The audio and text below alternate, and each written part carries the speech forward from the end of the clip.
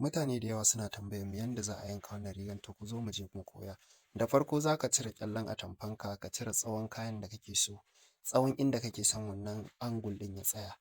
Misali idan tsawon riganka 35 ne misali, ko kuma kana son angle ɗin ya kai 35 ko 40, sai ka cire tsawon yadinka a ninkin atamfa ka cire tsawon 40 ɗin. Yanzu misali kamar yadda za ku ga na yanka duk za ku fahimci bayanin. Da farko in ka cire falle biyu za ka cire, guda ɗaya wanda za ka yi gaban riga da shi, guda ɗaya wanda za ka yi baya. Kamar dai yanda ake yanka A shape, sai ka rage guda ɗaya saboda ɗaya ya fi ɗaya faɗi wurin allowance ɗin zip. Ga shi nan kuna gani na ɗauko ƙyallen da yake ba babban ƙyalle ba ne, misalin ƙila zai ɗan yi confusing ɗin wasu.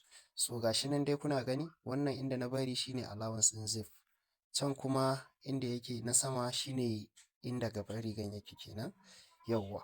Za ku ga nan misali za ka fara auna shoulder ɗin riganka, sai kuma nan shine asalin tsawon rigan mai kaya, daga kafaɗan zuwa inda take sa riga ƙarama. Yawwa ga shi nan.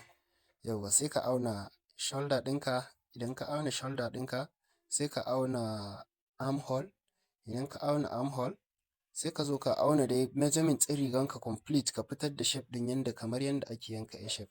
To nan inda ne wannan zanen na chalk shine inda asalin tsawon riga yake, normal riga. To nan kuma sai ka fara auna daga inda kake son shape ɗin rigan ya fita, yanda zai yi wannan angle ɗin. Shi kuma angle ɗin za ka auna duka daga can sama zuwa can ƙasa inda angle ɗin nan ya tsaya, shine za ka auna inda kake son tsawon riganka ya kasance. Abin da ka yanke a wannan gefen shi za ka jona a can wurin.